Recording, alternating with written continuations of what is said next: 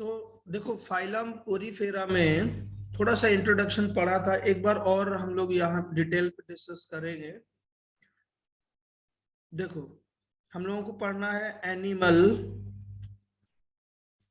Animals. Basically हम इसको ना 2 क्लास में डिवाइड कर लेते हैं, ठीक है ना।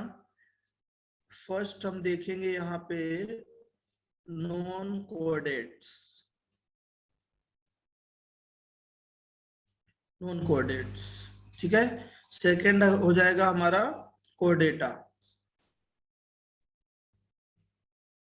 कोऑर्डेटा, ठीक है ना। तो अब नॉन कोऑर्डिनेट्स में कौन कौन से फाइलम्स हम लोगों को पढ़ना है, ठीक है ना।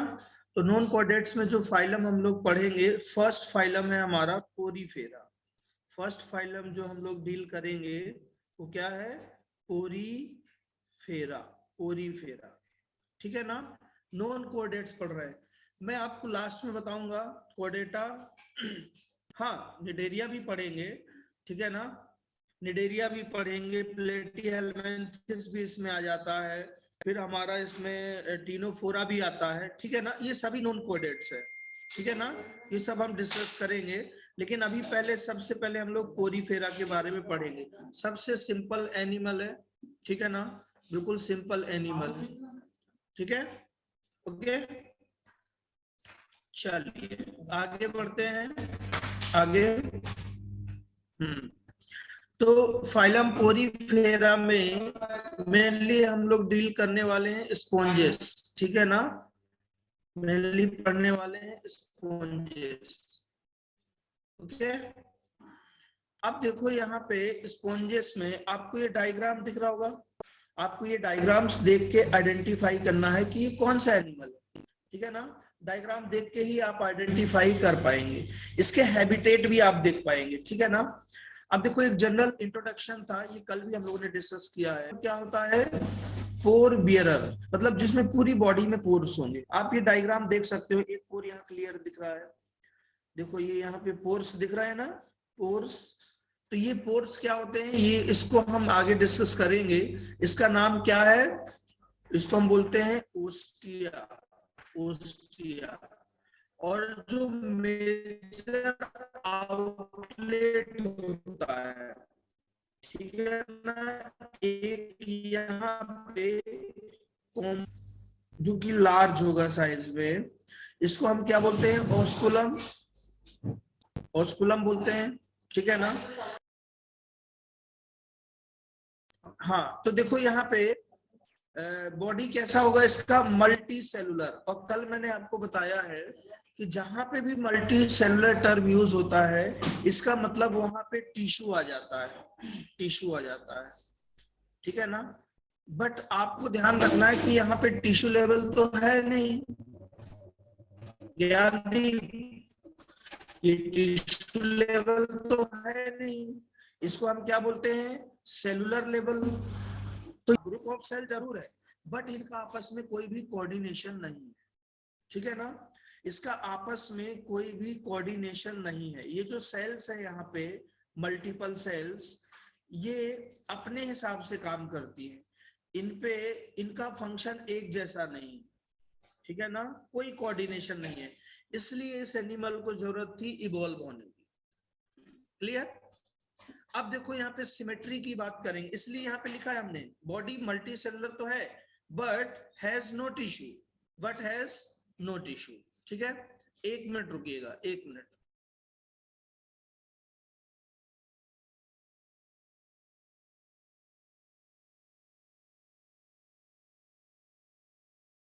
चलिए हाँ तो देखो यहाँ पे, अगर हम यहाँ पे सिमेट्री की बात करें, सिमेट्री का मतलब क्या होता है, असिमेट्री बॉडी प्लान का मतलब आप मुझे बताएंगे, बोलिए ज्ञानदीप। असिमेट्रिक बॉडी प्लान का मतलब क्या है, सर्वरी बोलो, आंसर करो। नो सिमेट्रिकल, सृंजोय बोला है नो सिमेट्रिकल, सर्वरी सिमेट्री शो नहीं करेगा। अच्छा, नो इक्वल डिवाइड, समृद्धि, ठीक है, जिसका कभी किसी एंगल से सिमेट्री, ठीक है, ओके ओके। अब देखो, सिमेट्री का मतलब है यहाँ पे, असिमेट्री का मतलब है कि आप इसको किसी भी प्लेन से कट कर लो, दो इक्वल पार्ट में डिवाइड नहीं होगा, ठीक है ना, does not divide into two equal helps. Very good Sanika. अब देखो, चलो सिमेट्री तो समझ में आ गया। क्या लिखा है next point, can be commercially used. तो इसके अंदर वाटर होल्डिंग कैपेसिटी होती है, ठीक है ना, इसको कमर्शियली यूज किया जा सकता है। और भी मेडिसिनल प्रॉपर्टी होती हैं, ठीक है ना, फार्मास्यूटिकल्स प्रॉपर्टी होती हैं, वो देखेंगे हम एप्लीकेशन में, ठीक है। मेन हैबिटेट क्या होगा इसका, हैबिटेट क्या होगा, मरीन हैबिटेट होगा, ये मोस्ट इंपोर्टेंट है। इसका हैबिटेट क्या होगा, मरीन होगा, ठीक है। चलिए नेक्स्ट आगे देखते हैं। ये कुछ एनसीईआरटी के पॉइंट्स हैं जो हमें ध्यान देना है। क्या लिखा है, have cellular level of organisation. Already हम डिस्कस कर चुके हैं कि पूरी बॉडी जो है इसका सेल से बनी होगी, ठीक है ना। नेक्स्ट, फूड गैदरिंग, कॉमा, देखो ये सभी फंक्शन है, food gathering, second respiratory exchange of gases, and third है रिमूवल ऑफ वेस्ट मटेरियल। किसके थ्रू कर रहा है ये तीनों फंक्शन, ये तीनों फंक्शन के लिए इसके पास कॉमन एक कैनाल है, कैनाल सिस्टम बोलते हैं, वाटर कैनाल सिस्टम बोलते हैं। इसके पास कोई भी ऑर्गेनल नहीं है, ठीक है ना। हाँ शर्वरी, मुझे पता है ये स्लाइड हो गई है, बट कुछ मैंने इसमें ऐड किया है एक्स्ट्रा, वो हमें डिस्कस करना है, ठीक है ना। कल बहुत जल्दी जल्दी फास्ट में हो गया था, ऐसा मुझे कुछ बच्चों का मैसेज था, ठीक है, ओके। तो अब देखो, सेलुलर लेवल ऑर्गेनाइजेशन हो गया। अब इसमें तीन फंक्शन हम मेन बात कर रहे हैं। क्या है, फूड का अरेंजमेंट किसके थ्रू होगा, फूड गैदरिंग लिखा है ना यहाँ पे, फूड गैदरिंग। सेकेंड फंक्शन लिखा है यहाँ पे, रेस्पिरेटरी सिस्टम, रेस्पिरेटरी सिस्टम। और जो थर्ड है यहाँ पे, रिमूवल ऑफ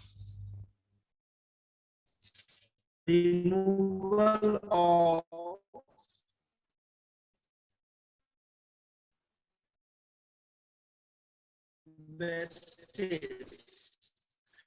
एक सिंपल कैनाल सिस्टम है, इसको आप वाटर कैनाल सिस्टम भी बोल सकते हो, वाटर कैनाल सिस्टम भी बोल सकते हैं, वाटर सिस्टम आप बोल सकते हैं इसको, ठीक है। नेक्स्ट देखो यहाँ पे, अब पूछ रहा है डाइजेशन कैसा होगा, सिंगल सेल से बना है इस टाइप से, पूरा बॉडी इसका जो है सिंगल सेल से बना हुआ है, देखो इस टाइप से। और यहाँ ऑस्कुलम है, तो कैनाल है यहाँ पे, ये क्या है, कैनाल है। यहाँ से वाटर में फूड हो सकता है, बिल्कुल हो सकता है, ठीक है। तो फूड यहाँ पे आ गया, फूड मटेरियल यहाँ आ गया, ठीक है। और सेल्स कहाँ है, सेल्स की लोकेशन इधर है, तो ये सेल क्या करेगा, फूड मटेरियल को एब्जॉर्ब करेगा। और डाइजेस्ट कहाँ करेगा, सेल के अंदर कर रहा है, ठीक है ना।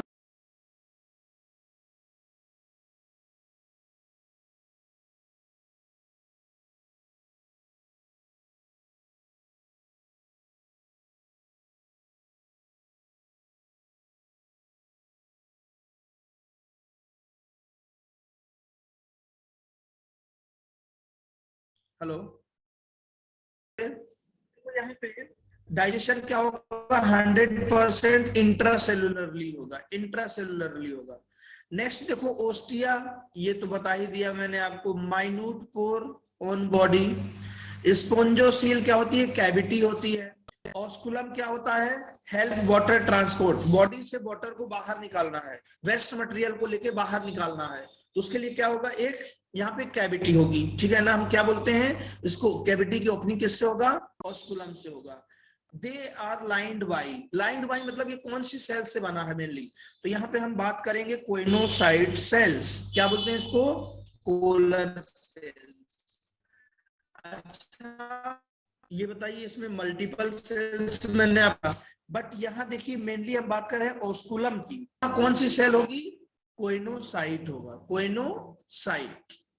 क्लियर है यहाँ तक, आगे बढ़े। चलिए अब डायग्राम देखिए, डायग्राम बिल्कुल लर्न होना चाहिए। ये देखो स्पोंजोसील क्या है, कैविटी है, कैविटी है, ठीक है। कैनाल, ये अंदर कैनाल है जहां पे वाटर फ्लो होगा, ठीक है। ऑस्कुलम आपको दिख रहा है, आउटलेट ऑफ वाटर। ओस्टियम या फिर पोर, ओस्टिया बोल सकते हैं नॉर्मली इसको आप, ओस्टिया इनलेट्स, इससे वाटर अंदर जाएगा। देखो पूरी बॉडी में ओस्टिया दिख रहा है, पूरी बॉडी में ओस्टिया दिख रहा है, ठीक है ना। इसके बाद ये आपको एक बर्ड दिख रहा है, बर्ड पढ़ेंगे हम लोग डिटेल में कि इसमें रिप्रोडक्शन किस टाइप का होता है। तो ये बर्ड है फॉर रिप्रोड्यूस, ठीक है ना, असेक्सुअल होगा। ये बर्ड यहाँ से कट जाएगा और ये जाके कहीं पे पूरा ग्रो करके एनिमल बना लेगा, ठीक है। बट यहाँ सेक्सुअल रिप्रोडक्शन भी होता है। आपको याद होगा लास्ट इंट्रोडक्शन क्लास में मैंने आपको बताया था oocyte सेल भी होता है यहाँ पे, oocytes, जो कि एग प्रोड्यूस करता है, ठीक है ना। तो वो भी हम डिस्कस करेंगे यहाँ पे। चलिए अब देखो नेक्स्ट है स्पेशल सेल्स। यही स्पेशल सेल्स की बात कर रहा हूं कि पूरा जो पोरीफेरा है इसकी बॉडी में कौन कौन से सेल्स होते हैं, ठीक है ना, और उसका स्ट्रक्चर क्या होता है। तो देखो यहाँ पे कॉलर सेल्स की हम बात कर रहे थे अभी, जिसका नाम क्या है, टेक्निकल नाम कोइनोसाइट्स। क्या काम है इस सेल का, क्या फंक्शन है, ये कोलर सेल्स बोलते हैं। ये देखो यहाँ पे दिख रहा होगा, कोलर में डाइजेस्ट फूड पार्टिकल, इसका मेन काम क्या है, digest food particle and contain flagella that move water current through the pore. और यहाँ देखो आपको छोटे छोटे कुछ फ्लैजिला टाइप के स्ट्रक्चर्स भी दिख रहे होंगे, ये देखो ओस्कुलम में, ठीक है ना, एक्स्ट्रा फ्लैजिला टाइप का ऐसा दिख रहा है ना। इसका काम क्या है, वाटर करंट को बनाना, वाटर करंट प्रोड्यूस करना, तभी तो वाटर फ्लो होगा। इसके पास कोई सर्कुलेटरी सिस्टम तो है नहीं है, ठीक है ना। चलिए नेक्स्ट देखो यहाँ पे ऑस्कुलम की बात करते हैं हम। नेक्स्ट ऑस्कुलम, तो ऑस्कुलम क्या है, एक लार्ज होल है, मेजर पोल, ये ऑस्कुलम दिख रहा है आपको, मेजर ओपनिंग है, ठीक है। Large hole in top of the sponge that allow water to exit central canal. यहां से वाटर को बाहर निकालना है। क्यों बाहर निकालना है वाटर, जल्दी बोलो भाई। बॉडी हम लोग तो कंजर्व करते हैं वाटर को, बट ये बॉडी से बाहर क्यों निकाल रहा है, बता सकते हैं, बोलो जल्दी बोलो। ये अपनी बॉडी से वाटर बाहर क्यों निकाल रहा है, बोलो। Prachi, filter food, very good. चलो एक हो गया फिल्टर फूड, बिल्कुल सही आंसर है। और बताओ, फिल्टर फूड, चलो एक पॉइंट हो गया filter food. Second point, lives in abundance of water, osmoregulation। देखो मेरी बात सुनो, एक तो इसको बाहर से ज्यादा फूड लेना है, ठीक है ना, तो उसके लिए क्या करना पड़ेगा, वाटर फ्लो होना चाहिए, ठीक है। तो यहां से अगर वाटर एंटर तभी करेगा ना जब यहां से वाटर बाहर निकलेगा, ठीक है ना। तो यहाँ पे क्या हो गया, फिल्टर फूड। सेकंड हो गया, इसकी बॉडी में जो वेस्ट मटेरियल बनेगा, वेस्ट मटेरियल उसको बॉडी से बाहर निकालना है, ठीक है ना। तो आप नॉर्मली यहाँ पे बोल सकते हैं कि फिल्टर फूड और वेस्ट मटेरियल को बॉडी से बाहर निकालना है, और सिंपल आप बोल सकते हैं ऑस्मो रेगुलेशन, ठीक है। चलो नेक्स्ट, स्पिकुल्स। स्पिकुल्स का क्या काम है, ये थिन होता है, स्पाइनी स्ट्रक्चर है, तो समझ गए होंगे इसका क्या एप्लीकेशन है, इसका एप्लीकेशन आप समझ गए होंगे, ठीक है ना। अब देखो, देन फ्रॉम सिंपल स्केलेटन, क्या होता है ये स्पिकुल्स, एक स्केलेटल स्ट्रक्चर्स के लिए है, ठीक है ना। स्केलेटल क्या होता है, स्केलेटल सिस्टम, एक्सोस्केलेटल हो सकता है, एंडो जो बॉडी को प्रोटेक्ट करता है, ठीक है ना। अब देखो एक यहाँ पे नेक्स्ट सेल है अमीबोसाइट, ठीक है ना, आर्कियोसाइट बोल सकते हैं हम। सेल्स दैट बिल्ड स्पिकल्स, जो स्पिकल्स को बनाता है, डाइजेस्ट फूड, फूड के डाइजेशन में हेल्प करता है, ट्रांसपोर्ट पार्टिकल्स टू सेल्स। अब यहाँ जो कैविटी में फूड पार्टिकल है, इससे ये सेल्स तक कैसे पहुंचाएगा खाना, वो भी इम्पोर्टेंट है। अब एक और मोस्ट इंपोर्टेंट यहाँ पे एक प्रोटीन बनती है, एक प्रोटीन है स्पोंजिन, ये आपको लर्न करना है। Spongin, fibres of protein that make up softer sponge, soft sponge बनते हैं इससे, ठीक है ना। फाइबर्स होता है, फाइबर्स ऑफ प्रोटीन, प्रोटीन का फाइबर है स्पोंजिन। आप बोल सकते हैं ये प्रोटीन का बना एक सॉफ्ट स्पॉन्ज, ठीक है ना। क्लियर, क्लियर है यहाँ तक। चलिए देखो यहाँ स्पीकुल्स भी दिख रहा है। अरे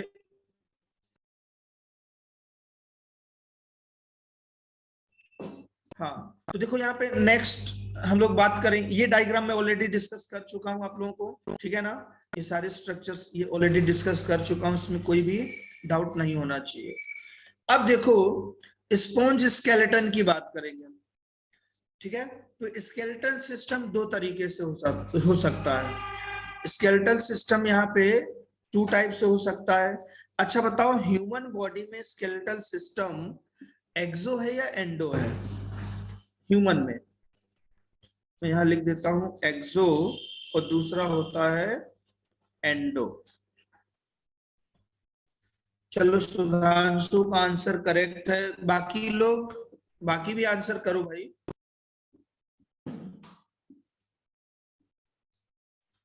सृंजोय आंसर दे रहा है एक्सो, सानिका एंडो, प्राची एक्सो।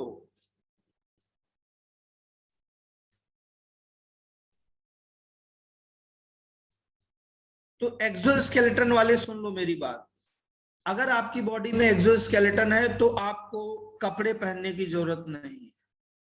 क्या मतलब है? क्योंकि ये जो स्केलेटल सिस्टम है ये हमारी बॉडी को प्रोटेक्ट करता है, या फिर एक क्या बोल सकते हैं उसको, प्रोटेक्शन या फिर एक सेफ प्रोवाइड करता है, ठीक है ना। जैसे इंसेक्ट, मतलब आप इंसेक्ट हैं सभी, जो एक्सो बोल रहे हैं वो इंसेक्ट है, ठीक है ना।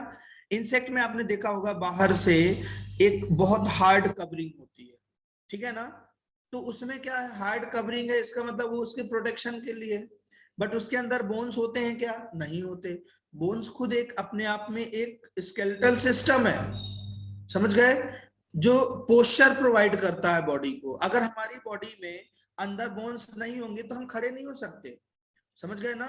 फिर हम क्या हो जाएंगे, इनवर्टिब्रेट की तरह रेंगेंगे जमीन में, समझ गए ना मेरी बात। तो हमारी बॉडी में स्केलेटल सिस्टम एंडो है, एक्सो नहीं है, समझ गए क्या?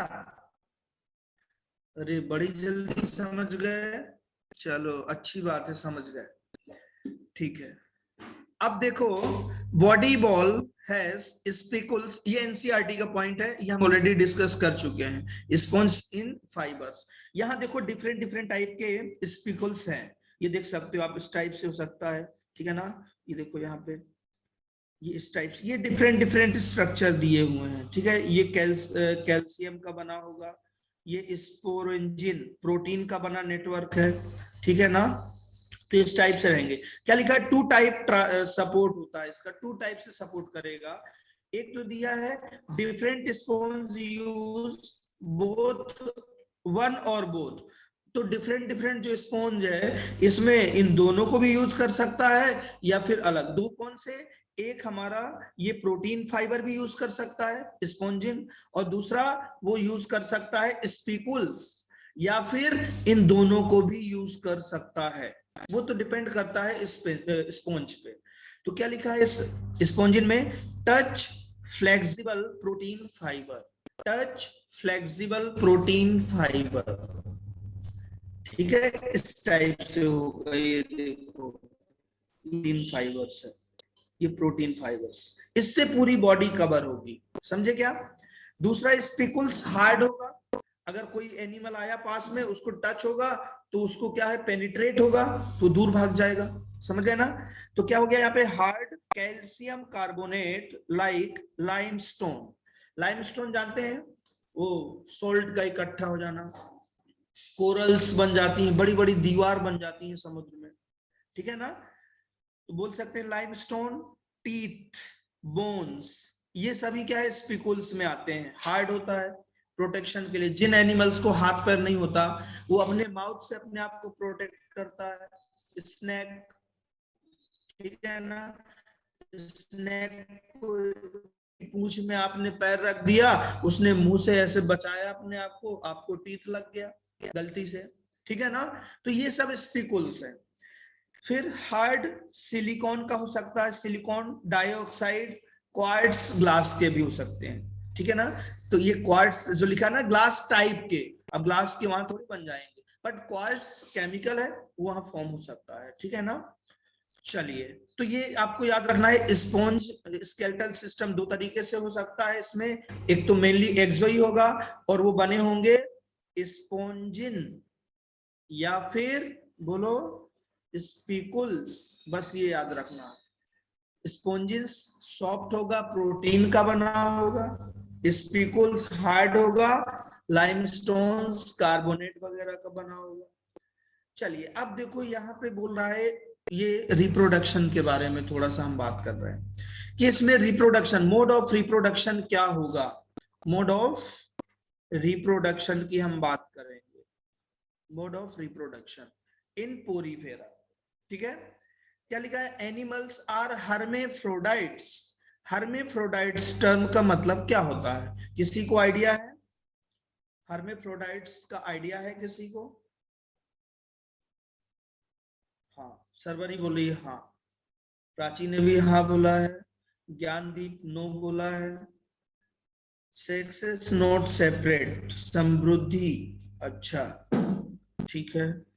सरवरी बोली male and female sex organ single animal होता, बिल्कुल करेक्ट। इस हर्मेफ्रोडाइट्स का मतलब है कि एक सिंगल एनिमल में मेल और फीमेल दोनों टाइप के सेक्सेस प्रेजेंट होंगे, ठीक है ना, क्लियर। तो अब देखो हर्मेफ्रोडाइट्स में जैसे नॉर्मली हम लोग एक एनिमल पढ़ते हैं अर्थवॉर्म, ठीक है, अर्थवॉर्म में भी हर्मेफ्रोडाइट्स मेल गैमेट भी प्रोड्यूस करता है, फीमेल गैमेट भी प्रोड्यूस करता है, ठीक है।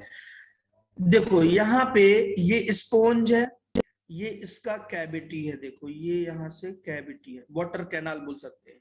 ये मैंने राउंड किया, इसका नाम बताओ जल्दी, क्या लिखूं मैं, बोलो, ऑस्कुलम। ये क्या है यहाँ पे, वाटर कैनाल, ठीक है। और देखो एक सेल का ये जो इंटरनल अंदर वाला सरफेस एरिया है, इसको जूम किया और मेरे को आइडिया लग गया ये सेल कौन सा है, oocyte सेल्स होगा, oocyte, ठीक है। क्यों आइडिया लग गया भाई, आपको भी लगना चाहिए। देखो यहाँ पे क्या लिखा है, यहाँ पे लिखा है प्रोटिस्ट, ये एक क्या है, कोइनो फ्लैजिलेट गैमेट प्रोड्यूस किया इसने।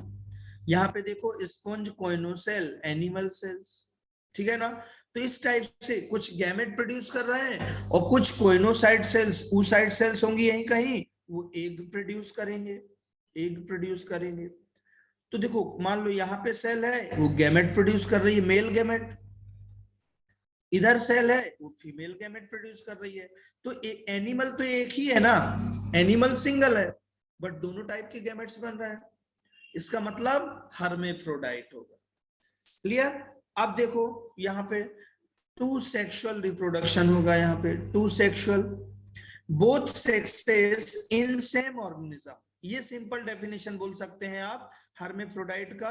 और सरवरी ने बिल्कुल टेक्निकल आंसर दिया है, ठीक है, both sexes in same organism और एनिमल्स आर कॉल्ड हर्मेफ्रोडाइट्स, ठीक है। तो ये क्या होगा, एग भी प्रोड्यूस करेगा, स्पर्म सेल भी प्रोड्यूस करेगा, ठीक है। फर्टिलाइजेशन कैसा होगा, क्रॉस फर्टिलाइजेशन बिल्कुल होगा, क्योंकि सेल्स अलग अलग है, भले ही एक ही एनिमल में है बट ऑर्गन अलग है, सेल्स अलग है। कुछ सेल्स स्पर्म सेल प्रोड्यूस कर रही है, कुछ सेल्स एग सेल प्रोड्यूस कर रही हैं। बट अब देखो यहाँ पे आप फर्टिलाइजेशन की बात करेंगे, तो बताओ फर्टिलाइजेशन इंटरनल होगा या एक्सटर्नल होगा, आप इसका आंसर दे दो मुझे। दोनों सेल्स ने अपने गैमेट प्रोड्यूस कर दिए, ठीक है ना। और यहाँ पे लिखा है फ्री स्विमिंग लार्वा, मतलब फर्टिलाइजेशन 100% एक्सटर्नल होगी। दोनों सेल्स ने वाटर हैबिटेट में अपने गैमेट्स डिपॉजिट कर दिए। तो देखो फ्री स्विमिंग लार्वा, तो इनमें से एक लार्वा बताऊंगा मैं जो एग्जाम में बहुत पूछा जाता है, ठीक है, एक बिटवीन स्टेज होती है, तो वो लार्वा एग्जाम में पूछा जाता है, वो हमें पता होना चाहिए, ठीक है ना। चलिए देखते हैं। देखो यहाँ पे कितना सुंदर डायग्राम है, क्या लिखा है, sponges sponge reproduction, but pen नहीं दिख रहा, वाइट दिखेगा, ये देखो, sponge reproduce both asexually and sexually. तो अब असेक्सुअली की बात करें तो स्टार्टिंग के डायग्राम में मैंने आपको बताया था कि यहाँ पे क्या बन जाएगा, एक बड बनता है, बड का फॉर्मेशन होता है, ठीक है ना, या फिर हम बोल सकते हैं एक साइड में एक स्ट्रक्चर बना और वो ब्रेक हो गया, फ्रेगमेंट बन के, और वो रिमूव हो गया बॉडी से, ठीक है ना। तो असेक्सुअल में फ्रेगमेंटेशन आएगा, सेक्सुअली में गैमेट फॉर्मेशंस आएंगे। तो यहां देखो, most sponges are hermaphrodites, most they produce both egg and sperm cell। और ये इसका एडवांटेज भी है, आप देखो यहाँ पे, ये जो इतना सा एक सेल लिया यहाँ से और इसको हाईलाइट करके थोड़ा सा जूम करके दिखाया है, ये देखो ये पार्ट जूम करके दिखाया, तो यहाँ पे देखो लार्वा दिख रहा होगा, और ये देखो कुछ आपको मेल गैमेट दिख रहा है, ये देखो ये एग सेल है यहाँ पे, और ये देखो मेल गैमेट, ये मेल गैमेट दिख रहा है ना, स्पर्म सेल। तो फर्टिलाइजेशन भी एक्सटर्नल हो रही है। और ये देखो यहां से, ये क्या ऑस्कुलम है, ये क्या है, ऑस्कुलम है, और यहां से वाटर बाहर निकलता है, और देखो इसके साथ में देखो स्पर्म सेल भी बाहर गए, ठीक है। तो ये एनिमल सेम है यहाँ पे, बट ये मेल गैमेट प्रोड्यूस कर रहा है, और यहाँ से कोई सेल होगी फीमेल गैमेट, तो फर्टिलाइजेशन एक्सटर्नल ही होना है। और यहाँ से क्या होगा, लार्वा देखो आपको दिख रहा है, फ्री स्विमिंग लार्वा, और फिर ये लार्वा ग्रोथ करके सीधा इसने न्यू स्पॉन्ज बना लिया। तो अब मुझे यहाँ बताएंगे, यहाँ पे डेवलपमेंट कैसा हुआ, ये जो न्यू स्पॉन्ज है इसका डेवलपमेंट डायरेक्ट हुआ या इनडायरेक्ट हुआ, डायरेक्ट डेवलपमेंट हुआ या इनडायरेक्ट हुआ। इनडायरेक्ट का मतलब होता है मेरी मेरिस्टिज्म, मेरी क्या था मैंने आपको बताया था, देखो टर्म मुझे याद नहीं आ रहा, मेटामॉर्फोसिस, ठीक है ना, मेटामॉर्फोसिस मैंने आपको बताया था, ठीक है ना। तो अब देखो यहाँ पे, ये देखो डेवलपमेंट, यहां से समझो आप क्या बोल रहा है, डेवलपमेंट इन इज इनडायरेक्ट, ये फिक्स कर दिया इसने कि डेवलपमेंट कैसा होगा, इनडायरेक्ट होगा। तो पहले आपको पता होना चाहिए कि डायरेक्ट इनडायरेक्ट में क्या डिफरेंस है। जो ह्यूमंस होते हैं, ह्यूमंस में जो डेवलपमेंट होगा वो डायरेक्ट होगा, डायरेक्ट, ठीक है। जैसा बच्चा छोटा होगा फीटस, वैसा ही डेवलप होगा, उसकी मॉर्फोलॉजी में कोई चेंज नहीं होगा। लेकिन इनडायरेक्ट में क्या होता है, पहले कुछ और था, फिर थोड़ा सा बड़ा हुआ लार्वल कंडीशन में, फिर चेंज हुआ, एडल्ट हुआ तो पूरा बॉडी चेंज हो गया, समझ गए ना। तो देखो यहाँ पे क्या लिखा है, with larval stage which Metamorphosis, क्या बोलेंगे, मेटामॉर्फोसिस टू एडल्ट। जब तक एडल्ट नहीं होगा तब तक उसकी बॉडी का स्ट्रक्चर चेंज होता रहता है, उसको हम बोलते हैं इनडायरेक्ट डेवलपमेंट, ठीक है। साइकोन और यूस्पोंजिया इसका एग्जांपल है।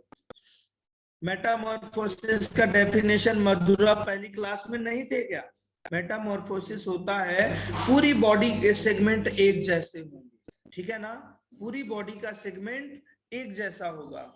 अगर मान लो जैसे हम अर्थ बॉम्ब की बात करते हैं, ऐसा पूरा बॉडी, अगर आपने इस टाइप के एनिमल को यहाँ से कट किया बीच से, तो ज्यादा फर्क नहीं पड़ेगा इसको, ये दोनों पार्ट लाइव रहेंगे, सरवाइव कर सकते हैं, ठीक है ना। तो मेटामॉर्फोसिस में, और दूसरा क्या है कि इसमें जितने भी ऑर्गन होंगे रिपीटेड होंगे, सबका एक अलग सिस्टम होगा अपना, हर सेल्स का, वो ज्यादा डिपेंडेंसी नहीं रहती, ठीक है ना। क्या लिखा है, मेटामॉर्फोसिस एंड डायरेक्ट डेवलपमेंट। तो देखो यहाँ पे हम बात करते हैं डायरेक्ट डेवलपमेंट में क्या होगा कि ये जो चाइल्ड है ये जैसा यूट्रस में कंसीव हुआ होगा उसी में डायरेक्ट वैसा ही बनता चला जाएगा, इसकी मॉर्फोलॉजी में ज्यादा चेंज नहीं आएगा, ठीक है ना। बट अगर हम इनडायरेक्ट की बात करें उसकी मॉर्फोलॉजी कंटिन्यूअसली चेंज होती रहेगी। अब देखो एक डिफरेंस मैंने यहाँ लिख दिया है, आप इसको नोट कर लेंगे कि डायरेक्ट डेवलपमेंट और इनडायरेक्ट में मेजरली डिफरेंस क्या होता है। तो क्या लिखा है देखो, यंग वंस में रिसेंबल टू एडल्ट, होता ही है डायरेक्ट डेवलपमेंट में, जो ऑफ स्प्रिंग होगा वो बिल्कुल एडल्ट जैसा ही होगा पहले से ही। But in this young hatching larva बनेगा, does not resemble to adult, पहले कुछ और होगा और जैसे एडल्ट होगा वो चेंज हो जाएगा, ठीक है ना, एडल्ट होगा वो चेंज हो जाएगा। अब देखो सेकंड में इंटरमीडिएट स्टेज एब्सेंट होगी। इंटरमीडिएट का मतलब ऐसा नहीं है कि यहाँ पे देखो जो गैमेट्स बने, गैमेट्स आपस में फ्यूज हुए, ठीक है ना, फर्टिलाइज्ड एग, और ये फर्टिलाइज्ड एग ऐसा नहीं है कि आगे जाके लार्वा बनेगा और फिर जाके एडल्ट बनेगा। इंटरमीडिएट स्टेज एब्सेंट होती है direct development, okay. But indirect में क्या होगा देखो, इनडायरेक्ट डेवलपमेंट में क्या होगा, यहाँ इंटरमीडिएट स्टेजेस आर प्रेजेंट, इसका मतलब लार्वल कंडीशन प्रेजेंट होगी, लार्वा, ठीक है। मेटामॉर्फोसिस एब्सेंट होगा यहाँ, जबकि यहाँ इनडायरेक्ट में मेटामॉर्फोसिस, अरे मेटामॉर्फोसिस का मतलब ही होता है इनडायरेक्ट डेवलपमेंट, ठीक है। एग्जांपल आपके सामने है, हाइड्रा, ह्यूमन, ह्यूमन ले सकते हैं, यहाँ फ्रॉग, कॉकरोच। फ्रॉग का लार्वा अगर आपने कभी देखा होगा या देखेंगे आगे तो वो आपको बिल्कुल फिश की तरह दिखाई देगा, आप समझ नहीं पाएंगे कि ये फिश का कोई लार्वा है या फिर टोड का है या फिर फ्रॉग का है, वो समझ में नहीं आता बचपन में, ठीक है ना। जैसे वो एडल्ट होता है तो पता चला वो फ्रॉग बन गया, ठीक है ना, कुछ इस टाइप से होता है।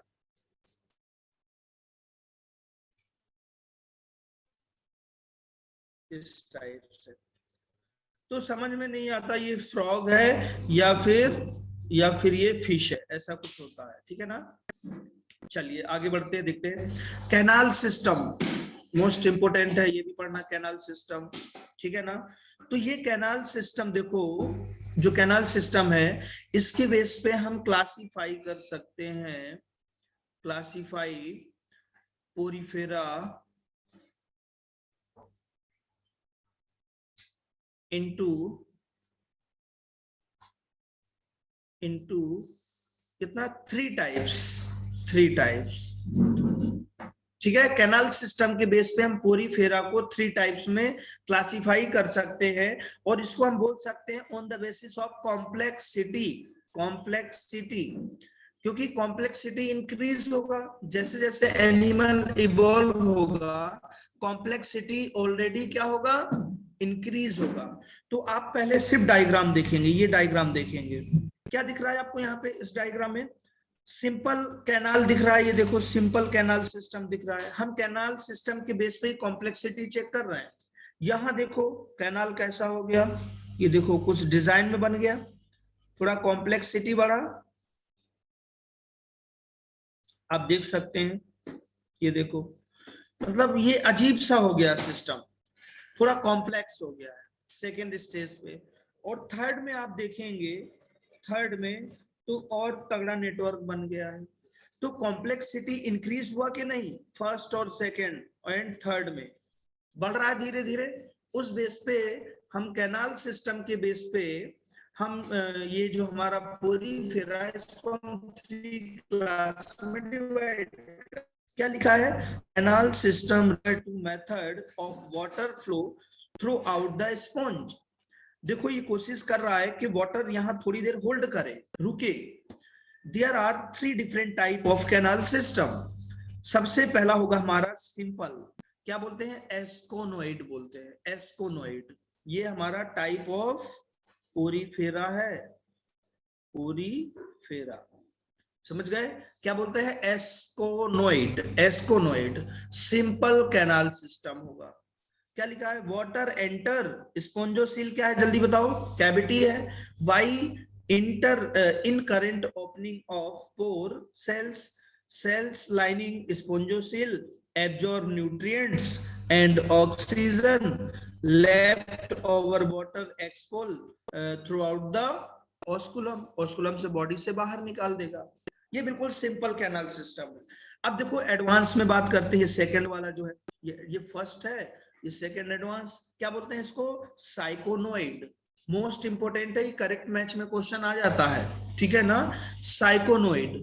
तो साइकोनोइड का मतलब क्या है कि the body ball is folded. आपको दिख रहा होगा ये इस टाइप से, देखो बॉडी बॉल फोल्ड हुआ, यहाँ सिंपल था, यहाँ पे फोल्ड हुआ, फोल्डेड। फिर यहाँ पे देखो accommodating more pores without increasing the size of sponge. यहाँ पे स्पॉन्ज का साइज चेंज नहीं हुआ, ठीक है ना, कोई भी साइज चेंज नहीं हुआ, बट कॉम्प्लेक्सिटी इंक्रीज हुआ। इट मींस कॉम्प्लेक्सिटी बढ़ा, इवॉल्व हुआ एनिमल, ठीक है। अब लास्ट हम बात करते हैं थर्ड ल्यूकोनोइड, मतलब मोर कॉम्प्लेक्स। यहाँ ओनली कॉम्प्लेक्स लिखा है, आप इसको मोर कॉम्प्लेक्स बोल सकते हो, बहुत कॉम्प्लेक्स है। आप देखो इसका कैनाल समझ नहीं पाएंगे। फिर ये सेल्स देखो थोड़ा सा, मतलब पूरा बाइफरकेट हो गया कैनाल, अलग अलग छोटी छोटी कैपिलरी में डिवाइड हो गया। This canal system is extensively branched दिख रहा होगा, ये पूरा कैनाल सिस्टम ब्रांच में डिवाइड हो गया। दस मोर कॉम्प्लेक्स, ठीक है ना। तो कैनाल सिस्टम के बेस पे पोरीफेरा की हम 3 क्लासेस पढ़ते हैं, एस्कोनोइड, साइकोनोइड्स, ल्यूकोनोइड्स। लर्न होगा। ये यहाँ पे आप डायग्राम देख सकते हो और इसका एग्जाम्पल याद रखना है। इसके अलावा इसमें कुछ भी आपको लर्न करने की जरूरत नहीं। क्या लिखा है? 3 टाइप्स कैनाल सिस्टम, एस्कोनोइड, साइकोनोइड एंड। कई बार इसका सीक्वेंस पूछा जाता है कि ये सिंपल है, ये थोड़ा सा एडवांस है और ये कॉम्प्लेक्स है, थर्ड कॉम्प्लेक्स है, ठीक है। एस्कोनोइड, साइकोनोइड एंड ल्यूकोनोइड्स। ये देखो सिंपल कॉम्प्लेक्सिटी, लेस कॉम्प्लेक्सिटी, मोर कॉम्प्लेक्सिटी, ठीक है ना। ये आपका यहाँ पे पोरीफेरा एंड हो गया है, ठीक है ना। ये यहाँ तक आपका